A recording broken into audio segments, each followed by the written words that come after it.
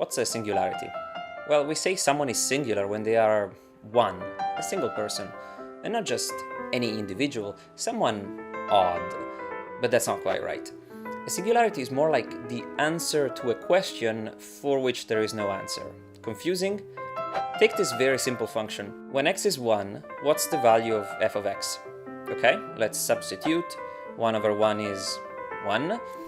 Now what happens when x is 0? Well, that's easy. Substitute and the function has no solution, because it doesn't make any sense, because 1 divided by 0 doesn't make any sense. Unless you use a Riemann sphere in the complex plane, which allows for division by 0 in some circumstances in a way that makes expressions such as this one well behaved. The point is that these are just constructs. They don't exist in the real world. They're more like ideas. See, when we built mathematics, we decided the rules, and according to those rules, this equation doesn't make any sense. It has no answer. So what's the problem? It all goes back to this guy.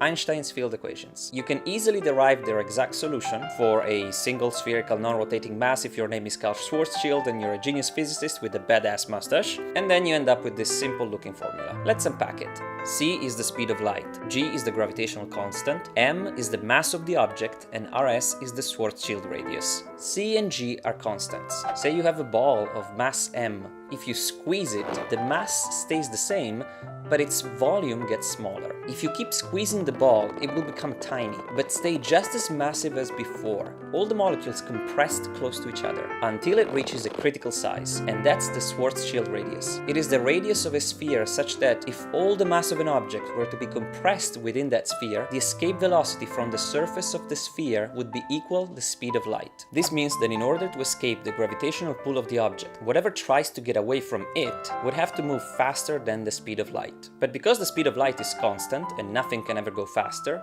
nothing can escape, including light.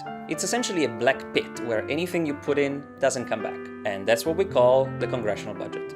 I mean, a black hole. Because the speed of light is such a gargantuan number, its square is ginormous, which means unless you have an unbelievably big mass, the Schwarzschild radius is very tiny.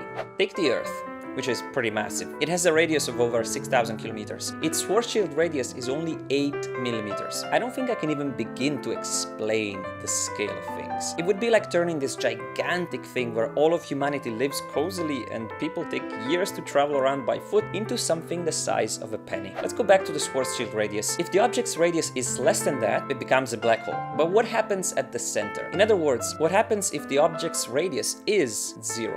This equation defines the shape of space-time near a spherical mass. Now, you don't need to understand all of it. Just have a quick look and see if you can spot the problem. Congratulations, you just broke physics by creating a singularity, an imaginary point in space-time where all the laws we know don't make any sense. Now, let's make something clear. The black hole isn't the singularity. This is the event horizon, sort of a beyond this, none shall return threshold. That's the black hole. And in the middle, it's where you divide it by 0. The singularity isn't really a place, because in theory it occupies no space, and it has infinite density. It's like the concept of point in geometry. It's hypothetical. Except we have experimentally discovered black holes, exactly how Einstein and Schwarzschild had predicted, and there is reason to believe that singularities do exist. There is copious amount of speculation on what might happen at a singularity, including wormholes, time travel, and portals to other universes. If you're curious about that, please let me know in the comments.